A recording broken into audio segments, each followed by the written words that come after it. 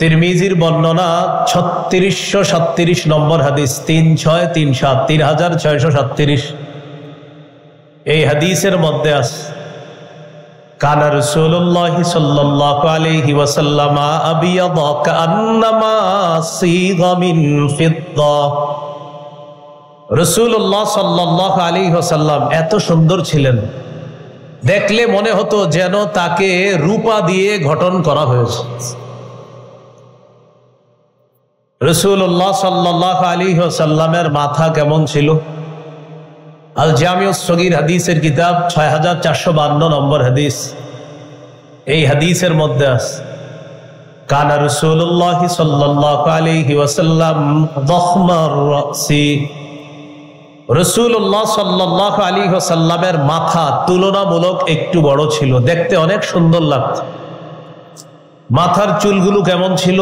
ঘন নাকি পাতলা? জাওয়াইদুল মুসনাদ 944 নম্বর হাদিস।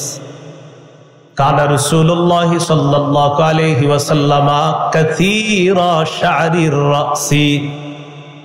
রাসূলুল্লাহ সাল্লাল্লাহু আলাইহি ওয়াসাল্লামের চুলগুলো ছিল ঘন।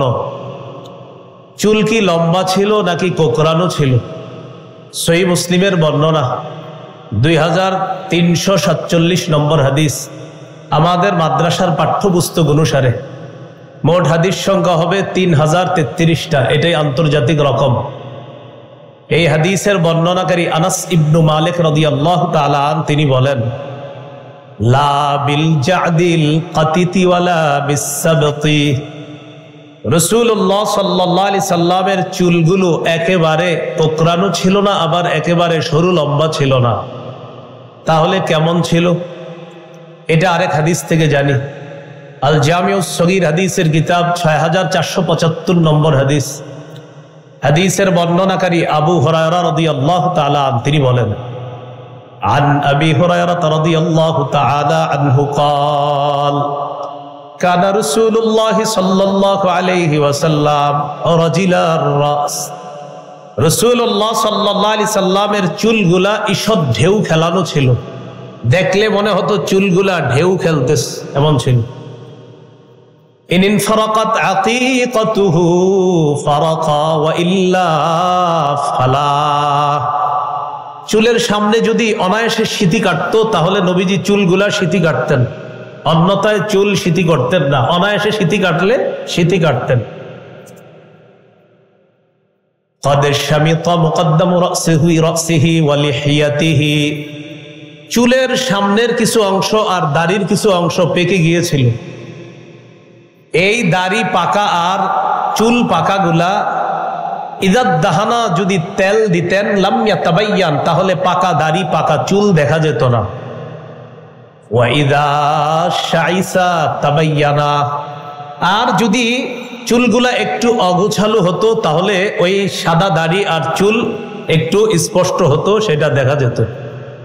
এই হলো রাসূল সাল্লাল্লাহু আলাইহি ওয়াসাল্লামের চুলের বর্ণনা। চুলের পরিমাপ কতটুকু ছিল এই ব্যাপারে ওলামায়ে কেরাম সবাই এখানে, আমি আপনাদেরকে তো বলতেও পারি না। ওলামায়ে কেরাম ছাড়া অন্য যারা আছে আপনারা 3টা শব্দ মনে রাখবেন। 1 নম্বর ওয়াফরাহ, 2 নম্বর লিম্মাহ, 3 নম্বর জুম্মাহ। কানের অর্ধেক পর্যন্ত চুল, এটা হলো ওয়াফরাহ। 2 কান আর কাঁধের মাঝামাঝি চুল, এটা হলো লিম্মাহ। কাঁধ পর্যন্ত চুল, এটা হলো জুম্মাহ। হাদিস থেকেই চলেন 3টা চুলের পরিমাপ জেনে নেই। সহিহ মুসলিমের বর্ণনা 2344 নম্বর হাদিস। এই হাদিসের মধ্যে আছে কানা শারু রাসূলিল্লাহি সাল্লাল্লাহু আলাইহি ওয়াসাল্লাম ইলা আনসাফি উযুনাই। রাসূলুল্লাহ সাল্লাল্লাহু আলাইহি সাল্লামের চুলগুলো ছিল কানের অর্ধেক পর্যন্ত। বলেন তো এটাকে কি বলা হয়? ওয়াফরাহ। সহিহ বুখারীর বর্ণনা 5905 নম্বর হাদিস। এই হাদিসের বর্ণনাকারী কাতাদা রাদিয়াল্লাহু তাআলা তিনি বলেন, সাআলতু আনাস ইবনে মালিক রাদিয়াল্লাহু তাআলা আন শা'রি রাসূলিল্লাহ সাল্লাল্লাহু আলাইহি ওয়াসাল্লাম। আমি নবীজির সাহাবী, নবীজির খাদেম, 10 বছরের খাদেম হযরত আনাসকে জিজ্ঞাসা করলাম, নবীজির চুলগুলো কেমন ছিল একটু বলেন তো। হযরত আনাস রাদিয়াল্লাহু তাআলা আনহু জবাব দিলেন, লা বিসসাবতি ওয়ালাল জাদি, একেবারে সরু লম্বা ছিল না, আবার কোকড়ানো ছিল না। কেমন ছিল চুলগুলা? বাইনা উযুনাইহি ওয়া আতিকি, নবীজির চুল মুবারক গুলো ছিল দুই কান আর কাঁধের মাঝামাঝি, এটাকে বলা হয় লিম্মা। রয়ে গেল জুম্মা। সহিহ বুখারীর বর্ণনা 5904 নম্বর হাদিস। এই হাদিসের মধ্যে আছে, কানা ইয়াদরিবু শা'রু রাসূলিল্লাহি সাল্লাল্লাহু আলাইহি ওয়াসাল্লাম মানকিবাই, রাসূলুল্লাহ সাল্লাল্লাহু আলাইহি সাল্লামের চুল মুবারক কাঁধ পর্যন্ত লম্বা হতো মাঝে মাঝে, এটাকে বলা হয় জুম্মা। এই হলো রাসূল সাল্লাল্লাহু আলাইহি সাল্লামের চুলের পরিমাপ। এবার মাথার পরে আমরা আসি চেহারা মুবারক কেমন ছিল।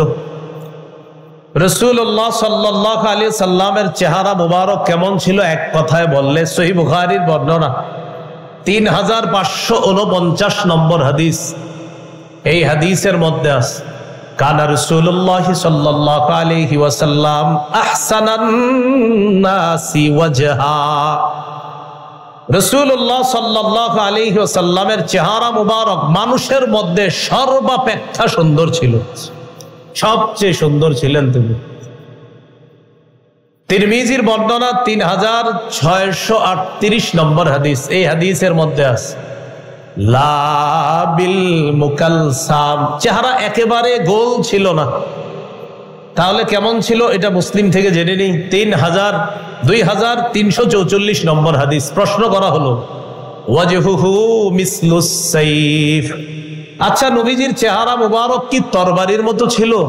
তো তিনি জবাব দিলেন, লা বাল কানা মিসলাস সাইফ মিসলাশ শামসি ওয়াল কমার, নবীজির চেহারা মুবারক ছিল চন্দ্র এবং সূর্যের মতো গোল সুন্দর। এর পুরা গোল না কিন্তু আপনার, কানাফি ওয়াজহিহি তাদভীরুন, কিছুটা গোল ভাব ছিল, পুরাপুরি গোল ছিল না এমন না। একটি হাদিস শুনেন, জাবির ইবনে সামুরা রাদিয়াল্লাহু তাআলা আনহুর বর্ণনা, তিরমিজির 2811 নম্বর হাদিস, 2811। এই হাদিসে আছে, জাবির রাদিয়াল্লাহু তাআলা আনহু বলেন, রাআইতু রাসূলুল্লাহি সাল্লাল্লাহু আলাইহি ওয়াসাল্লাম, আমি আল্লাহর নবীকে দেখলাম, ফি লাইলাতি ইদহিয়ান, জোছনা রাতে। আমি রাসূলুল্লাহ সাল্লাল্লাহু আলাইহি সাল্লামকে দেখলাম জোছনা রাতে। ফাজআলতু আনজুরু ইলা রাসূলিল্লাহি সাল্লাল্লাহু আলাইহি ওয়াসাল্লাম ওয়া ইলাল কমার, আমি একবার নবীর চেহারা মুবারকের দিকে তাকাইলাম, আরেকবার চাঁদের দিকে তাকাইলাম। আল্লাহর কসম, হুয়া আহসানু ইনদি মিনাল কমার, আল্লাহর কসম আমি চাঁদের দিকে দেখলাম, নবীর দিকে দেখলাম, চাঁদের চেয়েও নবীকে আমার কাছে বেশি সুন্দর মনে হয়েছে। আল জামিউস সগীরের মধ্যে আসছে, ইয়াতালাল্লাহু ওয়াজহুহু তালালু আল কমারি লাইলাতাল বদরি, পূর্ণিমার রাতের চাঁদ যেমন সুন্দর, নবীর চেহারা মুবারক ঠিক তেমন সুন্দর উজ্জ্বল হয়ে যেত। এ হলো চেহারার বর্ণনা। রয়ে গেল কপাল। কপাল ছিল কেমন? ওয়াসিআল জাবিন, ললাট ছিল প্রশস্ত, কপাল ছিল প্রশস্ত।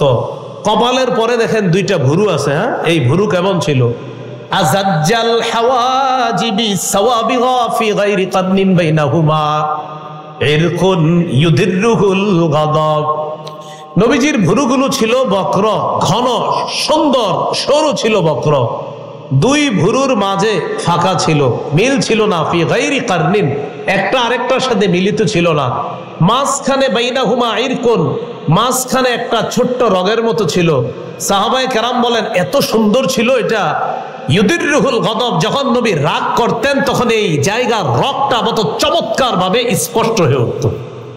যদি একটু রাগ করতেন এই জায়গায় আপনার রগটা হালকা স্ফীত হয়ে যেত, দেখতে বড় চমৎকার লাগতো, সুন্দর লাগতো। গর্ভবতী স্ত্রীদেরকে এইগুলা একটু শোনায়, বুঝছেন, নাটক সিনেমা না দেখা এইগুলা শোনাবেন। নবীজি নাক কেমন ছিল, কান কেমন ছিল, এগুলা এদেরকে লিখে দিবেন, টানায় দিবেন, ঘরের জানালায় ঝুলিয়ে দিবেন। নাটক সিনেমা দেখেন, দেখার পর যে সন্তান পেট থেকে আসে পরে এটা গিয়া শাহবাগ গিয়ে ইসলামের বিরুদ্ধে কথা বলছে। যেরকম ফ্যাক্টরি এখন সম্পদ তো এমনই আসবে। আল্লাহ আমাদেরকে হেফাজত করেন। এই ছিল রাসূল সাল্লাল্লাহু আলাইহি ওয়াসাল্লামের ভুরু। এরপরে আপনার নবীজি সাল্লাল্লাহু আলাইহি সাল্লামের ভুরুর নিচে চোখ, চোখ কেমন ছিল? সহিহুল আদাবিল মুফরাদ কিতাবের নাম কিন্তু আল আদাবুল মুফরাদ, এটা ইমাম বুখারীর লেখা। এটার আপডেট ভার্সন হলো সহিহুল আদাবিল মুফরাদ, সেটা বিশাল হিস্টরি সহিহ, এটা অন্য জগৎ। তো সহিহুল আদাবিল মুফরাদ 988 নম্বর হাদিসের বর্ণনা। এই হাদিসের মধ্যে আছে কানা রাসূলুল্লাহ সাল্লাল্লাহু আলাইহি ওয়াসাল্লাম আযীমাল আইনাইন, নবীজি সাল্লাল্লাহু আলাইহি সাল্লামের চোখ তুলনামূলক একটু বড়, দেখতে ডাগর ডাগর চোখ বিশিষ্ট ছিল। জান্নাতীদেরকে আল্লাহ যে হুর দিবেন, এই হুরদের চোখ হবে ডাগর ডাগর চোখ বিশিষ্ট। আল্লাহ আমার নবীকে দুনিয়াতেই ডাগর ডাগর চোখ ওয়ালা নবী বানায়ছেন। চোখের ভিতরে মণি, এটা কেমন ছিল? আদাজাল আইনাইন, তিরমিজির বর্ণনা 3638 নম্বর হাদিস, লম্বা হাদিস। এখানে আসছে আদাজাল আইনাইন, চোখের দুই মণি ছিল খুব কালো, ঘন কালো ছিল। জাবির ইবনে সামুরা রাদিয়াল্লাহু তাআলা আনহু বলেন, রাআইতু রাসূলুল্লাহি সাল্লাল্লাহু আলাইহি ওয়াসাল্লাম, আমি আল্লাহ নবীকে দেখলাম, দেখার পর মনে মনে বললাম কুলতু আকহালাল আইনাইন, নবীর চোখ মুবারক দেখে আমার মনে হলো চোখের মধ্যে সুরমা লাগানো। আমি নবীজির দিকে দেখলাম, দেখার পর আমার মনে হলো নবীর চোখে সুরমা দেওয়া। ওয়ালাইসা বিআকহালা, আসলে চোখের মধ্যে সুরমা দেওয়া না। এর মানে আমার নবীর দুই চোখ আল্লাহ এত সুন্দর করে বানিয়েছে, দেখলে মনে হতো সুরমা দেওয়া আছে, আসলে সুরমা দেওয়া না। আমরা সুরমা দিয়ে সুন্দর বানাইলে চোখ যেমন হয়, আল্লাহ সুরমা ছাড়াই নবীর চোখ এমন ভাবে বানায় দিয়েছে। এই ছিল চোখের সৌন্দর্য। চোখের পাশে রয়ে গেল নাক। নাক ছিল কেমন? আকনাল ইরনিন, নাক তুলনামূলক একটু উঁচা ছিল। লাহু নূরুন ইয়ালু, নাকের উপরের অংশে একটা আলো উদ্ভাসিত হতো, একটা নূর উদ্ভাসিত হতো। ও আবার নূর মানে কিন্তু নূরের তৈরি না, এখানে আবার একটা বিষয় বুঝতে হবে। হ্যাঁ, একে এক আজীব ঝামেলা। মানে আমরা সব বলি অমুক রে, অমুক হুজুর রে, আল্লাহ মাশাআল্লাহ তার চেহারাটা কি নুরানি চেহারা। নুরানি মানে কিন্তু নূর না। নুরানি বললে কি নূরের তৈরি? আবশ্যক হয় না। লম্বা প্রমাণ আদি দেওয়া যাবে, অনেক প্রমাণ দেওয়া যাবে যে নূর বললেই নূরের তৈরি হয় না। বলে নূর বললে কিসের তৈরি হয় না? নূর। এই জন্য যারা নাকি নবীজিকে নূর বলে, তারা বলে কাদ জাআকুম মিনাল্লাহি নূর, এই আয়াত দিয়ে দলিল দেয়। এটার বিপক্ষে আমার লম্বা আলোচনা আছে যে নূর বললে যে নূরের তৈরি হয় না। অসংখ্য অগণিত দলিল দিয়েছি যে নূর বললে নূরের তৈরি হয় না। এর সবচেয়ে বড় প্রমাণ আল্লাহু নূরুস সামাওয়াতি ওয়াল আরদ, আসমান জমিনের নূর আল্লাহ। নাউজুবিল্লাহ, আল্লাহ কি নূরের তৈরি? জানি না। হ্যাঁ, আল্লাহু নূরুস সামাওয়াতি ওয়াল আরদ, তো নূর বললে যদি নূরের তৈরি হওয়া লাজিম হয়, তো আল্লাহ কি বলবেন? এই জন্য এগুলা না না বুঝেন নাই। নূর বললে নূরের তৈরি না, এটা অসংখ্য জায়গা। ওয়াজআলাল কমারা নূরা, আল্লাহ বলছে চন্দ্রকে করেছেন তিনি নূর। চাঁদ কি নূরের তৈরি? জানি না। অসংখ্য অগণিত প্রমাণ দেওয়া যায়, নূর বললে নূরের তৈরি হয় না। কিয়ামতের ময়দানে তো এমন হবে, ইমানদারদেরকে আল্লাহ তাআলা বলবেন যে ইমানদারদের সামনে পিছনে শুধু নূর আর নূর হবে। মুনাফিকরা বলবে নাক্তাবিস মিন নূরিকুম, একটু থামো না, তোমাদের থেকে একটু নূর নেই। তো ইমানদার নূরের তৈরি। এই জন্য নূর বললেই নূরের তৈরি হয় না। রাসূল সাল্লাল্লাহু আলাইহি সাল্লামের নাক একটু উঁচা ছিল, এখান থেকে নূর উদ্ভাসিত হতো, আলো উদ্ভাসিত হতো। এই ছিল নাকের বর্ণনা। রয়ে গেল নিচে গাল। গাল মুবারক কেমন ছিল? সাহলাল খাদ্দাইন, ছিল সমান। দেখেন, সমান বললে মাথায় আসতে পারে এটা কেমন সমান, কিভাবে? মোট কথা, মানুষের গাল যেমন সুন্দর হতে পারে, আল্লাহ নবীর গাল ঠিক তেমন সুন্দর করে বানিয়েছেন। গালের পরে রয়ে গেল দাড়ি মুবারক কেমন ছিল? কাসাল লিহিয়া, দাড়ি ছিল ঘন। এরপরে একটু নিচে আসেন, দাঁত মুবারক কেমন ছিল? মুফাল্লাজাল আসনান, সামনের দাঁত কিছুটা ফাঁকা ছিল, সুন্দর ছিল সামনের দাঁতগুলা, কিছুটা ফাঁকা, দেখতে অস্বাভাবিক সুন্দর লাগতো। রয়ে গেল মুখের ভিতরের থুতু, এই থুতু মুবারক কেমন ছিল? সহিহ বুখারীর বর্ণনা 4210 নম্বর হাদিস।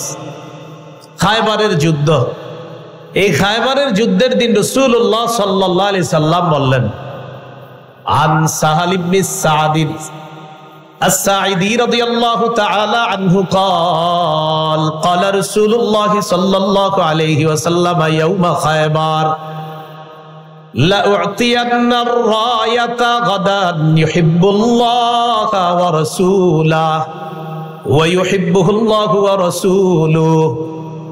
রাসূলুল্লাহ সাল্লাল্লাহু আলাইহি সাল্লাম বললেন, আমি আগামীকাল পতাকা এমন এক ব্যক্তিকে দিব যে আল্লাহকে ভালোবাসে, রসুলকেও ভালোবাসে, আর আল্লাহ এবং তার রসুলও তাকে ভালোবাসে, এমন এক ব্যক্তিকে আমি আগামীকাল পতাকা দিব। ইয়াফতাহুল্লাহু আলা ইয়াদাইহি, আল্লাহ তাআলা তার হাতে খায়বার বিজয় করবেন বলে আমি নবী আশাবাদী। সাহাবী সাহাল ইবনু সাদ রাদিয়াল্লাহু তাআলা আনহু বলেন, ফাবাতান নাসু ইয়াদুকুনা লাইলাতাহুম, সব সাহাবীরা রাতের বেলা ঘুমায় না, সমস্ত সাহাবীরা আলাপের মধ্যে কাটিয়ে দেয় আর টেনশন করে, আইয়ুহুম ইউতাহা, না জানি আগামীকাল পতাকা কার হাতে দেয়। সবার আশা, না জানি নবী পতাকাটা কাকে দেয়, যদি আমাকে দিত, যদি আমাকে দিত, মানে আশা হলো যে রাসূল সাল্লাল্লাহু আলাইহি সাল্লাম পতাকা কাকে দিবে। তো এই পতাকা পাওয়ার জন্য সবাই আশা করতেছে।